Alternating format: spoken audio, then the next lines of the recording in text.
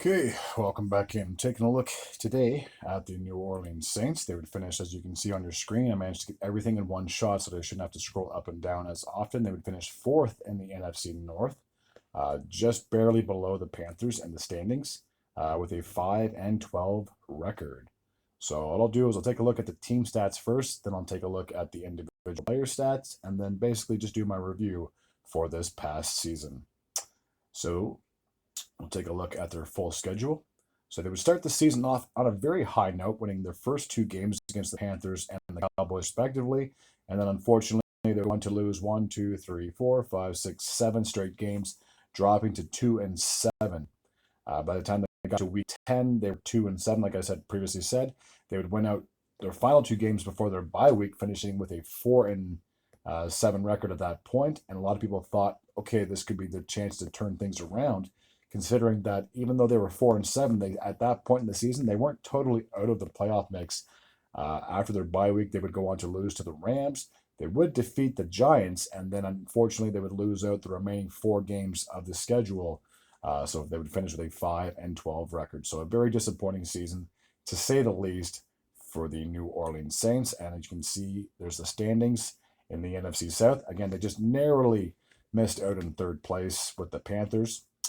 Taking a look at their offense, so the passing yards, they would finish 23rd in the league with 3,488. Receiving yards, they would also finish 23rd in the league with 3,730.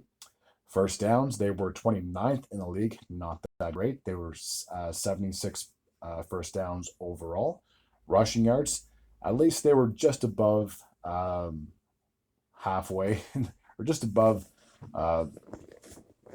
just around the halfway, whatever it is, the 14th overall. I am trying to say something, but I just can't get the words out correctly.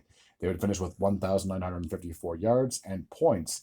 They would finish 338. Middle of the pack. That's what I was getting at. Just above the middle of the pack. And when it came to that, defense, they would finish 19th in the league with sacks. They had 39 total sacks.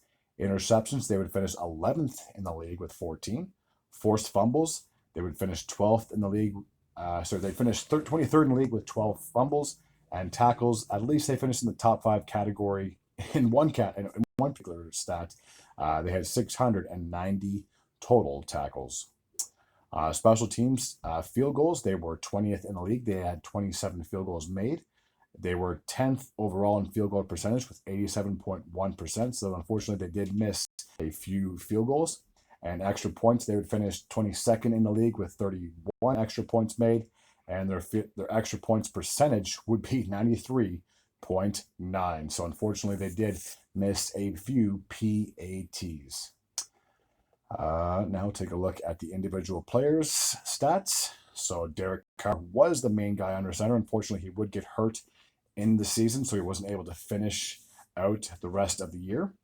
But he would finish with the most passing yards of all the quarterbacks that they had, 2,145 yards. He had a 67.74 completion percentage and 15 touchdowns to 5 interceptions. Juwan Johnson, the tight end, would lead all the tight ends and receivers in receiving yards. He had 548 yards on 50 catches and 3 touchdowns. Alvin Kamara, who's both a threat running the ball and catching it as well, would finish with 543 receiving yards on 68 catches and 2 touchdowns. And no surprise here, he would lead the team in rushing yards. He was just 50 yards short of 1,000 on 228 attempts and 6 touchdowns. Taysom Hill, this guy is kind of like a wild card. You could put him anywhere. He could be a receiver. He could be a tight end. He could be a quarterback. He could be a running back. He could be special teams. This guy is just multi-talented at wherever he is.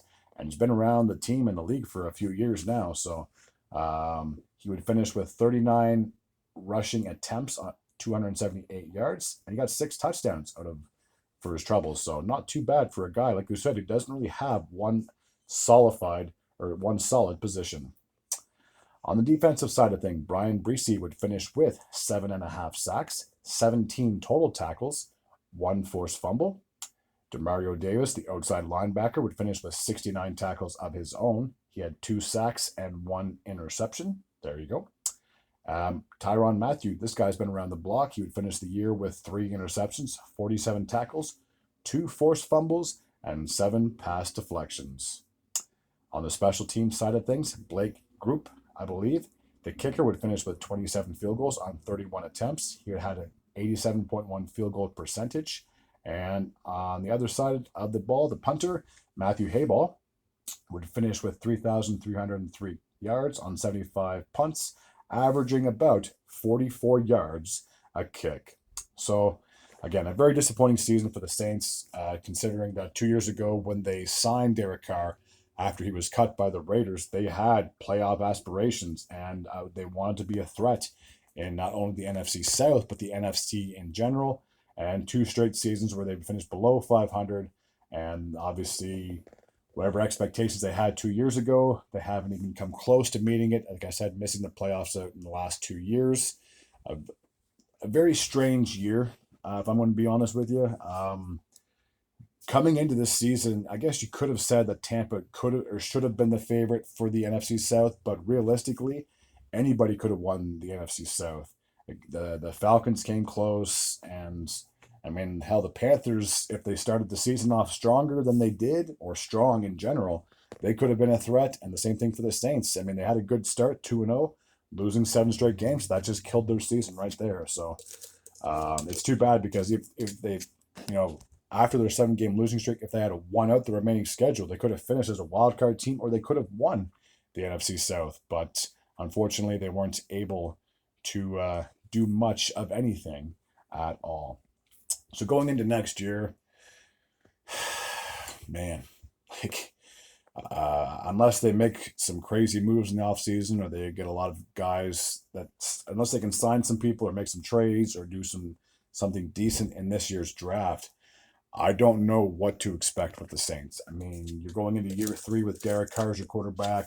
Unless they cut him loose, I don't know what their plans are if I'm a Saints part of that management group, but I don't know what you can really do. I mean, now you got to think next year that both Tampa Bay and Atlanta should be competitive in the NFC South, which means if you're a Saints fan, you're likely, you could finish possibly as high as 3rd in your division, so you could possibly jump up a spot. But again, maybe the Panthers get their ish together and they can actually do something, because Bryce Young, let's be honest, he was garbage at the start of the season, but then at the end of it, he was turning into the quarterback a lot of the fans had hoped that he would be.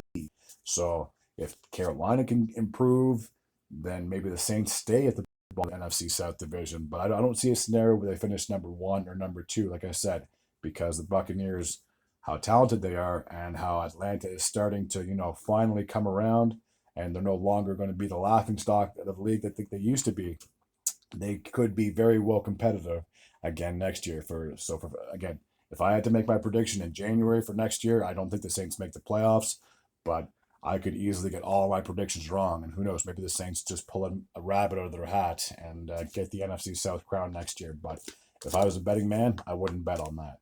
Anyways, that's going to take care of this review for the Saints. As always, if you're new to this channel and you like this type of content, feel free to hit the sub button. I'd be very grateful and very appreciative as well. Until next time, and as always, take care.